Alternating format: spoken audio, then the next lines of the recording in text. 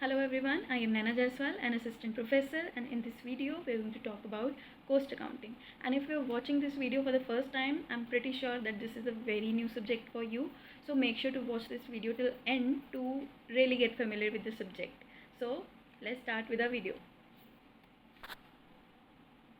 तो सबसे पहले आते हैं हमारे कोस्ट अकाउंटिंग के मीनिंग पे कि ये सब्जेक्ट है क्या, किस रिलेटेड है, क्या इस चीज़ के अंदर इस सब्जेक्ट में आप क्या चीज़ें पढ़ने वाले हैं। सो कोस्ट अकाउंटिंग अकाउंटिंग का ही एक ऐसा ब्रांच है जो कोस्ट से रिलेटेड है।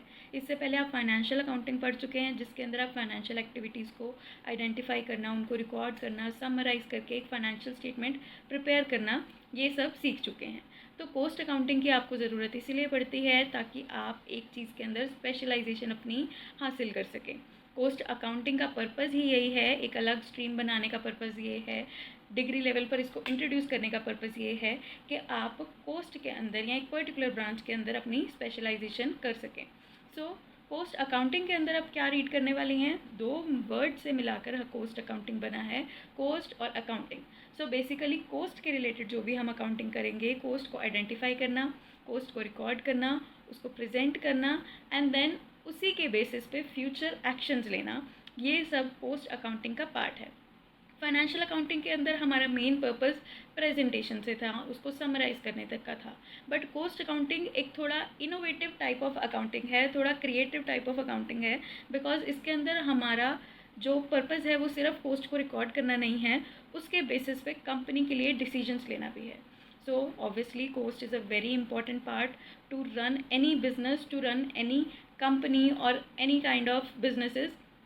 तो कोस्ट के अंदर क्या इंक्लूड होता है ये सब आपको पता ही है, raw material, labour, overhead, expenses, ये सारा कुछ आप पहले भी पढ़ चुके हैं। तो ये सब कोस्ट अकाउंटिंग का ही पार्ट बनेगा। और जब कोस्ट अकाउंटिंग की बात की जाती है तो हमारा फोकस आउटपुट के ऊपर भी होता है। फाइनेंशियल अकाउंटिंग के अंदर हमारा आउटपुट होता है हमारी फाइनेंशियल स्टेटमेंट, जैसे मैंने अभी बताया। बट कोस्ट अकाउंटिंग के अंदर हमारा आउटपुट होता है हमारे मैनेजमेंट के डिसीजंस। किसी भी बिज़नेस के लिए कोस्ट रिड्यूस करना या उसको मिनिमम लेवल पर रखना बहुत ही बेनिफिशियल है, because as we all know कि जितना कम हमारा कोस्ट होगा उतना ही ज़्यादा हमारा प्रॉफिट या उतना ही ज़्यादा हमारी कंपनी का रेवेन्यू होगा। तो एक अच्छे बिजनेसमैन की भी हम क्वालिफ़िकेशन अगर कहते हैं तो यही होती है कि ऐसा बिजनेसमैन जो कोस्ट को कम करके अपना बिजनेस चलाए, कोस्ट को कम करके ज़्यादा प्रॉफिट अर्न करे, rather than just increasing the gentleman's way of doing business. तो ये चीज़ तो हमें क्लियर हो गई कि कोस्ट अकाउंटिंग डायरेक्टली रिलेटेड है टू द कोस्ट। इसके अलावा हम कोस्ट अकाउंटिंग को एक बहुत ही इनोवेटिव टाइप ऑफ अकाउंटिंग भी कहते हैं। वो इसीलिए because unlike the financial accounting जो सिर्फ रिकॉर्डिंग पे फोकस करती है, हमारी कोस्ट अकाउंटिंग के बेसिस पे हम मैनेजमेंट डिसीजन भी लेते हैं, ये मैं पहले भी बता चुकी हूँ। तो इसका बेसिक मतलब क्या है, कोस्ट अकाउंटिंग को बेसिकली हम दो पार्ट्स में डिवाइड करते हैं, दो इसके मेन पर्पसेस होते हैं जिसके बेसिस पे हम इसकी पूरी स्टडी को डिवाइड करते हैं। सो फर्स्ट पार्ट जिसका है ascertainment of the cost and second part है कंट्रोलिंग द कोस्ट। तो असर्टेनमेंट ऑफ द कोस्ट का मतलब क्या है, किसी भी कोस्ट को कैलकुलेट करना। अब कोस्ट अकाउंटिंग की बात करेंगे तो इसके अंदर हम टोटल ओवरऑल कंपनी की कोस्ट निकालेंगे, ओवरऑल बिजनेस की कोस्ट निकालेंगे, बट इसके अलावा हम पर्टिकुलर यूनिट तक की भी हम अलग से कोस्ट को कैलकुलेट कर सकते हैं। फॉर एग्जांपल आपकी कंपनी शूज़ की मैन्युफैक्चरिंग करती है, तो पर पेयर ऑफ शूज़ आपको कितने का पड़ रहा है, आपकी उसके अंदर क्या कोस्ट आ रही है, इसको कैलकुलेट करना असर्टेनमेंट ऑफ कोस्ट का ही पार्ट है। क्लियर। ऐसे ही हम एक पर यूनिट से पर प्रोजेक्ट की तरफ जाते हैं, पर कॉन्ट्रैक्ट की तरफ जाते हैं, तो एक पर्टिकुलर प्रोजेक्ट की कोस्ट असर्टेन करना, कैलकुलेट करना, एक पर्टिकुलर कॉन्ट्रैक्ट हमें कितना खर्चा उसके अंदर पड़ेगा उसको कैलकुलेट करना, ये सब असर्टेनमेंट का पार्ट आता है, कैलकुलेशन ऑफ कोस्ट का पार्ट आता है, जो कि कोस्ट अकाउंटिंग का फर्स्ट पार्ट है।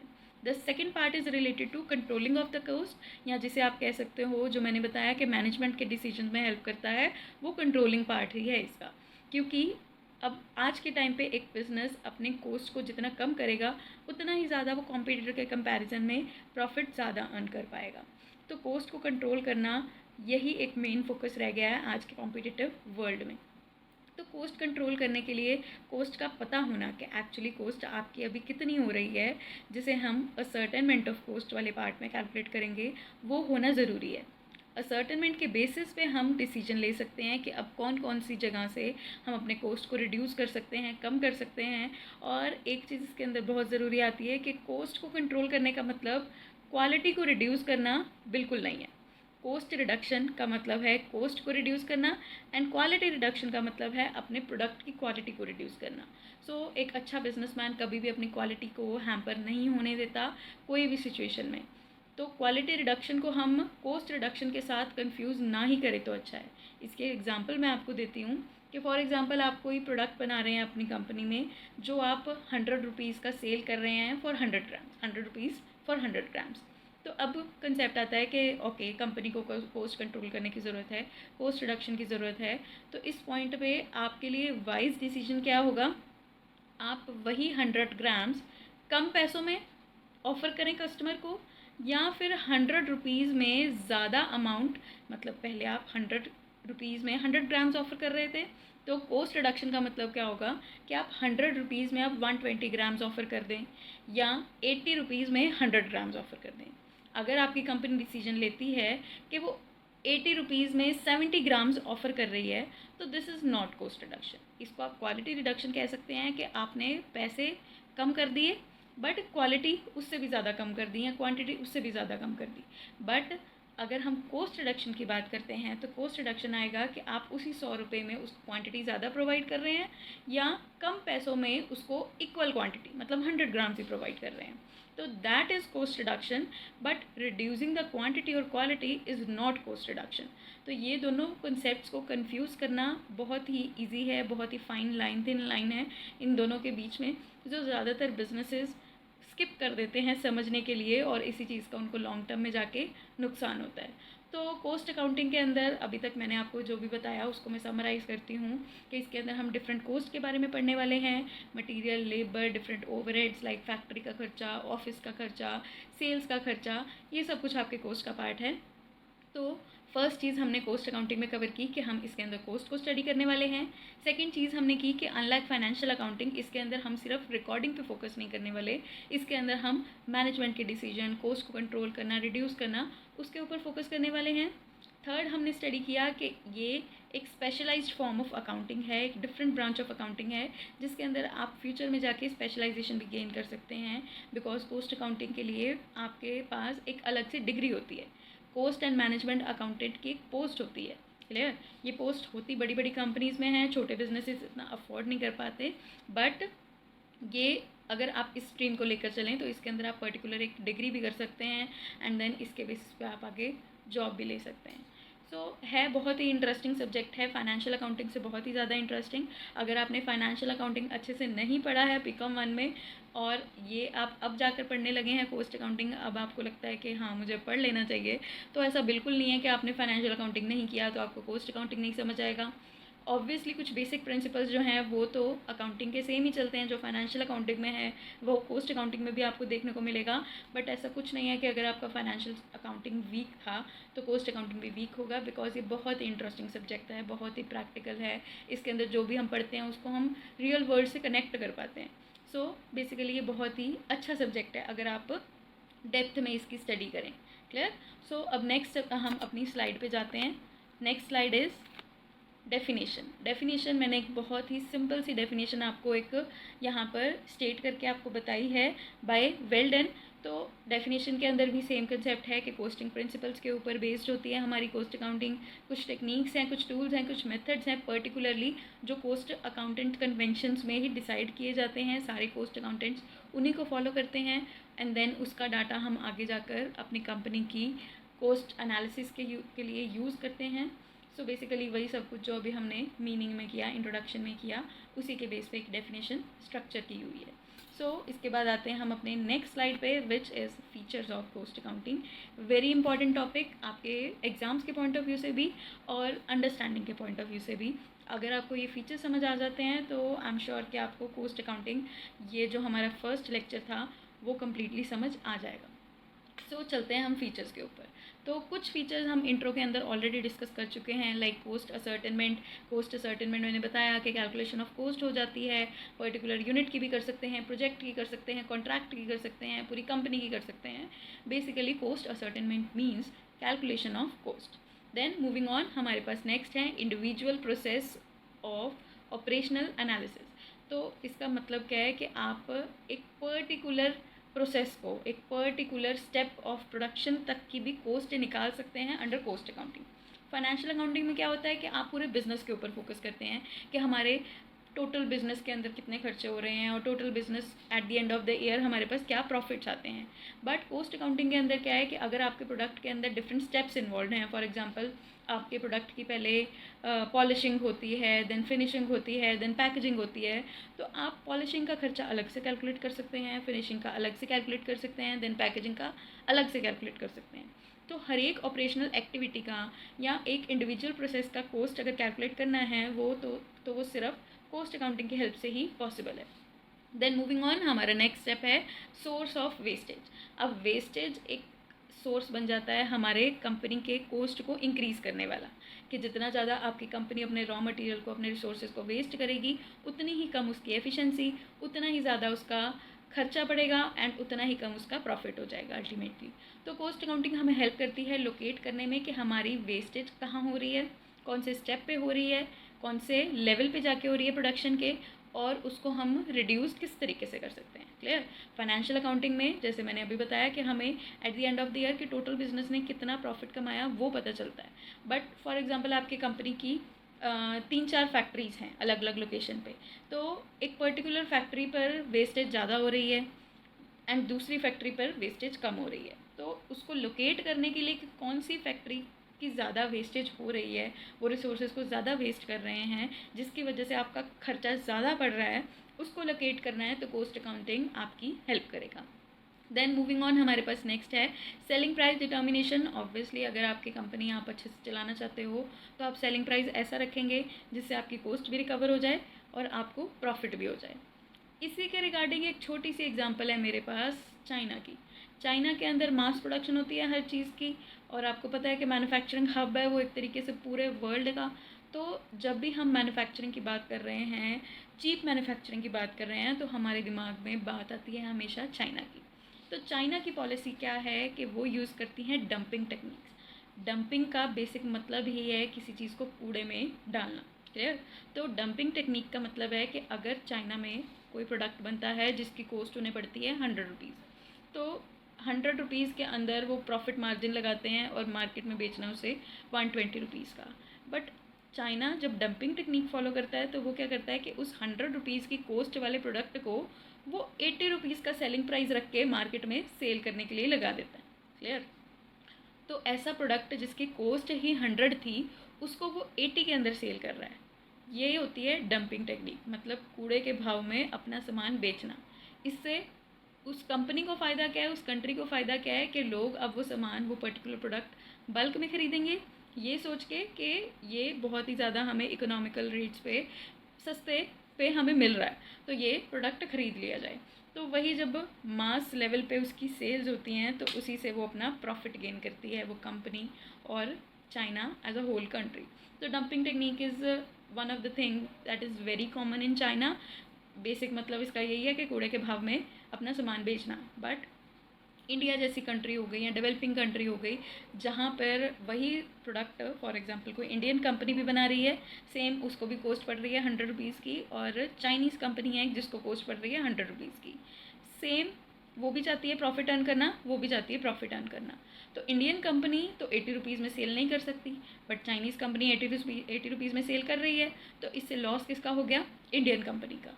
तो इसी चीज़ों को कम करने के लिए हमारी कंट्री में लगता है डंपिंग टैक्स। डंपिंग टैक्स क्या है कि अब वो 80 रुपीज़ का अगर सेल कर रही है, उसके ऊपर टैक्स लगा के गवर्नमेंट उसको किसी ना किसी तरीके से उसका प्राइस इंक्रीज़ करके उसको बैक टू 100 या मोर देन 100 पे ले आती है। तो उससे क्या है कि अब अगर इंडियन कंपनी सेल कर रही है 120 पे, तो ठीक है वो 120 पे अपना सेल करे, बट डंपिंग टैक्स लगाने की वजह से अब चाइनीज़ कंपनी 80 में सेल नहीं कर पाएगी, उसको 100 से तो ज़्यादा पे करना पड़ेगा। तो ठीक है, that is a fair competition कि एक 100 या 110 पे सेल कर रही है और दूसरी 120 पे सेल कर रही है। अब उसके 100 के बाद वो इंडियन कंपनी की मर्ज़ी है, वो अपना प्रॉफिट मार्जिन कम कर सकती हैं, बट डंपिंग टेक्निक को ओवरकम करने के लिए हमारी कंट्री के पास थोड़ी मेजर्स भी हैं। सो मैं थोड़ा डाइवर्ट हो रही हूँ टॉपिक से। मेन हमारा पॉइंट था selling price determination. Selling price determination का मतलब कि कोस्ट के बेसिस पे हम सेलिंग प्राइस को फिक्स करते हैं अपनी कंपनी के। तो वही कोस्ट अकाउंटिंग हमें हेल्प करती है, पहले तो कोस्ट को कैलकुलेट करने में एंड देन उसी के बेसिस पे हमारा सेलिंग प्राइस फिक्स करने में। Then moving on to our next point, that is profitability ascertainment. अगर कोस्ट अकाउंटिंग से हम कोस्ट को कैलकुलेट कर सकते हैं तो ऑब्वियसली प्रॉफिट को भी कैलकुलेट कर सकते हैं, बिकॉज कोस्ट भी हम फिक्स कर रहे हैं, सेलिंग प्राइस भी हम फिक्स कर रहे हैं एंड देन उनका डिफरेंस हमारे पास प्रॉफिट होगा। ओके, देन नेक्स्ट है हमारे पास एफिशिएंसी रेगुलेटर। एफिशिएंसी रेगुलेटर का मतलब है कि आपकी कंपनी, एफिशिएंसी का बेसिक मतलब है कि कम से कम वेस्टेज में ज़्यादा से ज़्यादा प्रोडक्शन करना। तो ये तभी पॉसिबल है जब आपकी कंपनी कोस्ट का रिकॉर्ड रख रही है, वेस्टेज का रिकॉर्ड रख रही है, प्रोडक्शन का प्रॉपर रिकॉर्ड रख रही है। तो ये सब पॉसिबल कब है? जब आपकी कंपनी कोस्ट अकाउंटिंग फॉलो करेगी। क्लियर? देन मूविंग ऑन, हमारे पास नेक्स्ट है कोस्ट कंट्रोल एंड रिडक्शन। ये मैंने बताया पहले कि कोस्ट अकाउंटिंग के दो मेन पार्ट्स हैं, cost ascertainment and second one is cost reduction और cost control. Then moving on, aids in decision making के मैनेजमेंट के जितने भी डिसीजंस होते हैं वो डिसीजंस लेने में कोस्ट अकाउंटिंग उनकी हेल्प करती है। ये किस तरीके से? अब अगेन हमने पीछे अभी मैंने आपको एग्जांपल बताई कि 100 ग्राम्स वो 100 रुपीज़ का बेच रहा है, तो कोस्ट रिडक्शन का अगर वो डिसीजन लेना चाहता है तो वो किस तरीके से लिया जा सकता है। सेम एग्जांपल हम यहाँ पे भी अप्लाई कर सकते हैं कि कोस्ट रिडक्शन के लिए अगर मैनेजमेंट चाहती है कोई टेक्निक फॉलो करना तो वो किस तरीके से फॉलो की जा सकती है। क्लियर? ये उसको पता कहाँ से चलेगा? कोस्ट अकाउंटिंग से। देन नेक्स्ट है हमारे पास फ्यूचर प्रेडिक्शन एंड एस्टिमेट्स। ये एक बहुत ही इंपॉर्टेंट टॉपिक है, बहुत ही इंपॉर्टेंट पॉइंट है हमारी कोस्ट अकाउंटिंग का, बिकॉज फाइनेंशियल अकाउंटिंग में हम बेसिकली क्या करते हैं कि जो एक्टिविटीज़ हो चुकी हैं हम उनकी कोस्ट को रिकॉर्ड करते हैं, पास्ट डाटा को लेते हैं, हिस्टोरिकल डाटा को लेते हैं और उसी के बेस पे हम फाइनेंशियल स्टेटमेंट्स को प्रिपेयर करते हैं। But in cost accounting what we do is कि हम अपनी पिछली कोस्ट को देख के आज के टाइम पे हम कोस्ट एक स्टेटमेंट तो तैयार करके दे रहे हैं मैनेजमेंट को, बट एक फ्यूचर की कोस्ट का हम उनको एक अंदाज़ा लगा के भी दे रहे हैं। क्लियर? तो cost accounting is not just limited to a particular time period कि वो सिर्फ पास्ट डाटा पे फोकस नहीं करती, वो फ्यूचर के ऊपर भी फोकस करती हैं। लाइक बजट का कंसेप्ट, ठीक है ना, हम बजट बनाते हैं, आपको मार्केट भी जाना है तो आप बजट बनाओगे कि मुझे मार्केट जाना है तो मेरे पास 100 रुपीज़ हैं, तो इस 100 रुपीज़ में मुझे क्या क्या ख़रीदना है, कितने बचेंगे, कम तो नहीं पड़ेंगे, ज़्यादा तो नहीं हो जाएंगे, ये सब आपके नॉर्मल बजट का पार्ट है। तो जो कंपनीज़ हैं, बड़ी बड़ी कंपनीज़ हैं, वो भी बजट तैयार करती हैं अपनी कोस्ट रिगार्डिंग कि उनको इस साल कितना खर्चा पड़ने वाला है, कहाँ से उनके पास कौन कौन से सोर्सेज अवेलेबल होंगे फाइनेंस के जहाँ से वो एक खर्चे को कवर अप करेंगे। क्लियर? तो ये सारी प्रेडिक्शंस लगाना एक कंपनी के लिए बहुत इंपॉर्टेंट है। और कोई भी बिज़नेस, अगर आपको कोई भी बिज़नेस करना है, छोटा बिज़नेस है, बड़ा बिज़नेस है, कभी भी वो आप प्रेडिक्शंस के बिना नहीं कर सकते। छोटे से छोटा, बड़े से बड़ा बिज़नेस हमेशा प्रेडिक्शन के ऊपर ही काम करता है। आपको आज की डेट में अगर कोई न्यू बिज़नेस सेटअप करना है, फॉर एग्जांपल अभी फेस्टिवल्स आने वाले हैं तो आप कोई भी सोच लेते हो कि मुझे बिज़नेस स्टार्ट करना है, तो ऑब्वियसली आप उस चीज़ के, उस बिज़नेस के positive points and negative points को देखेंगे, उसके ऑलरेडी जो एग्जिस्टिंग बिजनेसेस हैं उस बिज़नेस के जैसे उनके प्रॉफिट को ट्रैक करोगे कि वो एक्चुअली में कितना अर्न कर पाते हैं, तो आप उस अकॉर्डिंग अपना एक एस्टिमेट रखोगे कि मैं इतना खर्चा करूँगा या करूँगी तो मुझे इतना प्रॉफिट होगा। तो ये भी क्या है? प्रेडिक्शन है। अगर आप कोई बिज़नेस कंटिन्यू कर रहे हैं फॉर एग्जांपल और आपको न्यू स्टॉक लेके आना है फॉर द मंथ ऑफ सितंबर अक्टूबर, तो वो भी प्रेडिक्शन बेसिस पे होगा कि मेरी पिछले साल सितंबर में इतनी सेल्स हुई थी तो मैं इस साल सितंबर में इतना ही सामान खरीदूंगा या खरीदूंगी। क्लियर? तो ये भी क्या है? प्रेडिक्शन का पार्ट है जो कोस्ट अकाउंटिंग के अंडर ही कवर होता है। देन आता है business operational policy. Business operation policy है कि आपके डे टू डे बिजनेस पे, डे टू डे बेसिस पे बिजनेस को क्या क्या करना है, वो आपके ऑपरेशनल पॉलिसी का पार्ट होती है। तो ऑपरेशनल पॉलिसी या डेली ऑपरेशंस को कैरी ऑन करने के लिए भी हमें कुछ ना कुछ खर्चा होता है, वो भी कोस्ट अकाउंटिंग का पार्ट है। एंड जब हम उस खर्चे को ट्रैक करते हैं तभी हम आगे जाके बिजनेस के लिए कोई डिसीजंस ले पाते हैं। क्लियर? देन आता है internal audit services. Internal audit services का मतलब है कि कोस्ट अकाउंटिंग आपका मेनली इंटरनल डाटा से ही रिलेटेड है। मेन फोकस इनका इंटरनल एक्टिविटीज़ पे होता है। जैसे फाइनेंशियल अकाउंटिंग में हम देखते हैं कि हमारी internal activities plus external activities दोनों के ऊपर हमारा फोकस होता है कि हमारे शेयर होल्डर्स क्या कर रहे हैं, हमारे एम्प्लॉयज़ क्या कर रहे हैं, ये सारी चीज़ें हम फाइनेंशियल अकाउंटिंग में देखते हैं। बट इन कॉस्ट अकाउंटिंग हमारा लेना देना सिर्फ इंटरनल एक्टिविटीज़ से है, हमारी मैन्युफैक्चरिंग से है, प्रोडक्शन से है। तो इंटरनल ऑडिट के लिए जो हमें डाटा चाहिए होता है वो हमें कॉस्ट अकाउंटिंग से ही मिलता है। देन है finding cost profits and losses. अगर हमें कॉस्ट का पता चल जाएगा, सेलिंग प्राइस का पता चल जाएगा, तो वही प्रॉफिटेबिलिटी एनालिसिस हम कर पाएंगे कि हमारी कंपनी को प्रॉफिट कितना होने वाला है, या अगर लॉस होगा तो कहाँ से होगा और उसको कैसे कवर अप करना है। Then moving on, innovation and creative job. ठीक है, तो ये पॉइंट मैं पहले भी डिस्कस कर चुकी हूँ इस वीडियो में कि कॉस्ट अकाउंटिंग बहुत ही इनोवेटिव है, बिकॉज फाइनेंशियल अकाउंटिंग के अंदर हम वही पुराने डाटा को रिकॉर्ड करते हैं, बट कॉस्ट अकाउंटिंग के अंदर हम डाटा को रिकॉर्ड ही नहीं करते, उसके बेसिस पे हम फ्यूचर का डिसीजन भी लेते हैं। क्लियर?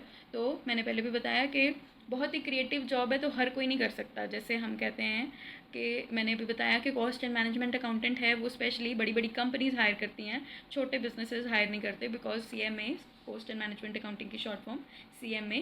तो ये जो CMAs होते हैं इनकी फ़ीस बहुत ज़्यादा होती है, इनका जो सैलरी होती है वो बहुत ज़्यादा होती है, तो हर कंपनी इनको अफोर्ड नहीं कर पाती। तो अब ये चीज़ आप देखिए, इसके एक एग्जांपल मैं आपको देती हूँ कि उनकी सैलरीज क्यों ज़्यादा है। अब एक डॉक्टर होता है जो जनरल डॉक्टर, जो कि हर एक बीमारी का थोड़ा बहुत इलाज कर देता है। आपको कोल्ड है, कफ है, फीवर है, कोई छोटी मोटी बीमारी है, तो ऐसे डॉक्टर जो हैं वो हर एक बीमारी का इलाज कर देते हैं।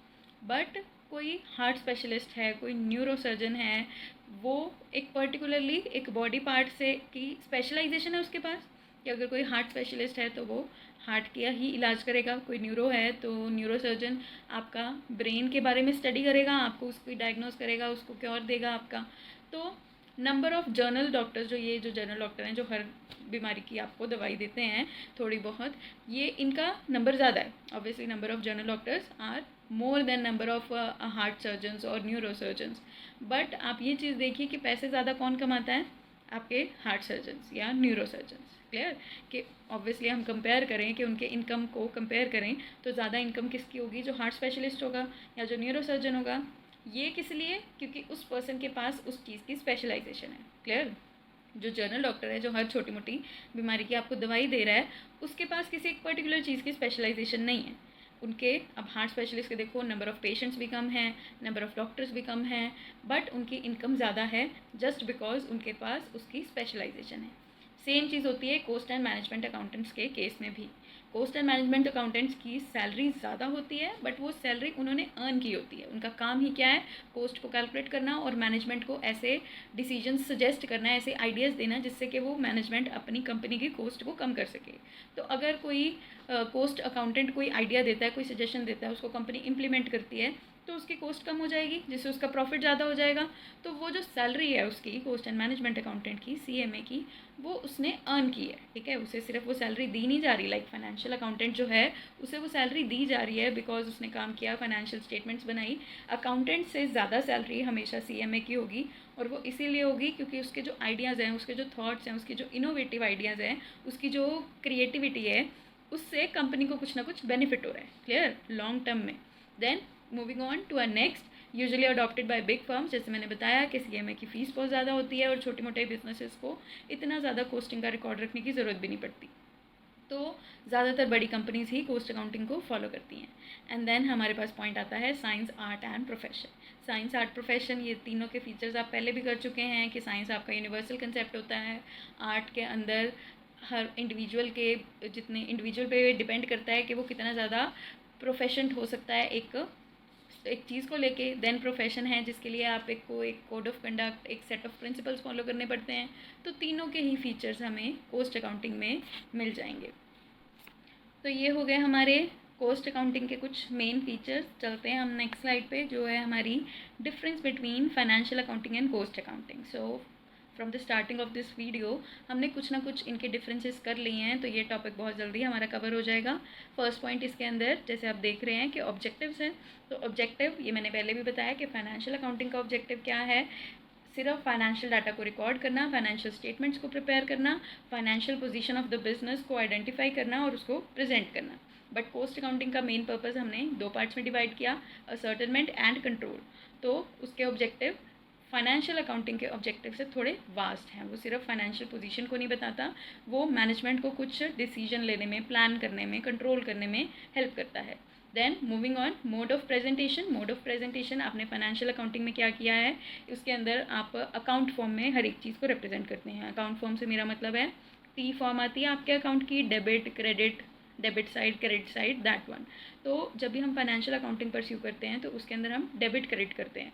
बट पोस्ट अकाउंटिंग के अंदर जो ज़्यादातर आपका काम है वो टेबल्स की फॉर्म में होगा, चार्ट्स की फॉर्म में होगा। अकाउंट्स आपको कहीं ना कहीं थोड़े बहुत काम आएंगे, बट वो भी बेसिक लेवल पे, बिकॉज जो चीज़ आप ऑलरेडी कर चुके हैं फाइनेंशियल अकाउंट में, अकाउंट्स बनाना, उसको प्रेजेंट करना, उसको दोबारा रिपीट करने का कोई फ़ायदा है नहीं है। तो कॉस्ट अकाउंटिंग के अंदर वो अकाउंट्स बनाना है एंड एवरीथिंग, डेबिट क्रेडिट वाला जो अकाउंट फॉर्म है वो ख़त्म हो जाती है। आपको टेबल्स एंड चार्ट के बेसिस पे कॉस्ट को रिकॉर्ड करना थोड़ा ईजी रहता है। क्लियर? क्योंकि जब हम कॉस्ट अकाउंटिंग कर रहे हैं तो मेन फोकस हमारा कॉस्ट पे ही है। तो डेबिट साइड में हम कॉस्ट को एंटर करते हैं, तो क्रेडिट साइड वाली आइटम्स ही हमारे पास बहुत कम होती हैं। तो that is one of the reason कि कॉस्ट को रिकॉर्ड करना टेबल्स की फॉर्म में ईजी हो जाता है। Then next is recording. अब इसके अंदर रिकॉर्डिंग किसकी की जाती है? मैंने बताया कि फाइनेंशियल अकाउंटिंग हमारा हिस्टोरिकल डाटा के बेस पे बनाया जाता है कि जो पुराना डाटा हो चुका है, पुरानी एक्टिविटीज़ हो चुकी हैं, उसके बेसिस पे हम फाइनेंशियल स्टेटमेंट को प्रिपेयर करते हैं। बट कॉस्ट अकाउंटिंग हमारा पिछले डाटा को भी फोकस में रखता है और फ्यूचर प्रोडिक्शंस भी साथ साथ करता है। Then moving on is control, कि फाइनेंशियल अकाउंटिंग का एम्फेसिस कंट्रोल के ऊपर बिल्कुल भी नहीं होता। उनका मेन ऑब्जेक्टिव क्या है कि डाटा को रिकॉर्ड करना, प्रॉफिट को कैलकुलेट करके प्रेजेंट करना। बट कॉस्ट अकाउंटिंग के अंदर हमारा मेन फोकस कंट्रोल पे होता है। जो हमने मेन 2 ऑब्जेक्टिव किए उसमें से एक जब है ही कंट्रोल, तो कंट्रोल पे उसका फोकस अपने आप हो गया। Then next is periodicity of reports, कि आपकी रिपोर्ट्स कब प्रिपेयर की जाती हैं। फाइनेंशियल अकाउंटिंग में मैंने पहले भी बताया कि at the end of the year हम फाइनेंशियल स्टेटमेंट प्रिपेयर करते हैं, रिपोर्ट्स प्रिपेयर करते हैं। तो that is the point. And cost accounting के अंदर मैंने मेंशन किया है एज एंड व्हेन डिज़ायर्ड और रिक्वायर्ड, कि जब भी मैनेजर को ज़रूरत पड़ती है या उसका मन करता है रिव्यू करने का, उसी टाइम पे आपके कॉस्ट अकाउंटिंग के जो रिपोर्ट्स हैं तैयार की जा सकती हैं। ठीक है? तो it is a very quick procedure to prepare a cost sheet और कॉस्ट अकाउंट जो आप आगे करेंगे। तो ये थोड़ा ज़्यादा क्विक होता है और इसके लिए हमें पूरे साल के ख़त्म होने का वेट करना नहीं पड़ता। Then next is analysis of profit. Analysis of profit का मतलब है कि इसके अंदर किस तरीके के प्रॉफिट को हम कंसीडर करेंगे। फाइनेंशियल अकाउंटिंग के अंदर मैंने पहले भी बताया कि प्रॉफिट हम कंसीडर करते हैं पूरे बिजनेस का, बट कॉस्ट अकाउंटिंग के अंदर हम प्रॉफिट पर यूनिट के बेसिस पे भी कैलकुलेट कर सकते हैं, पर प्रोसेस के बेसिस पे, पर ऑपरेशन के बेस पे, पर प्रोजेक्ट, पर कॉन्ट्रैक्ट, वही सब कुछ हर एक पर यूनिट के बेसिस पे हम प्रॉफिट को कैलकुलेट करके प्रेजेंट कर सकते हैं। Then moving on, next point is transaction.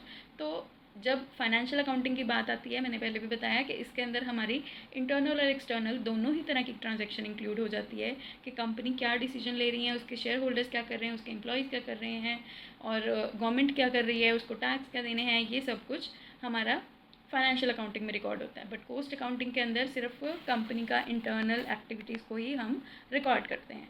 Moving on, the next base is nature of information. Nature of information के फाइनेंशियल अकाउंटिंग, हमारे पास फाइनेंशियल अकाउंटिंग स्टार्ट करते ही एक बड़ा ही अच्छा प्रिंसिपल आता है जिसमें हमें मेंशन किया जाता है कि इस फाइनेंशियल अकाउंटिंग में आप सिर्फ उन्हीं चीज़ों को रिकॉर्ड कर सकते हो जो मॉनेटरी बेसिस पे हैं या मॉनेटरी यूनिट्स में आप जिनको काउंट कर सकते हैं। क्लियर?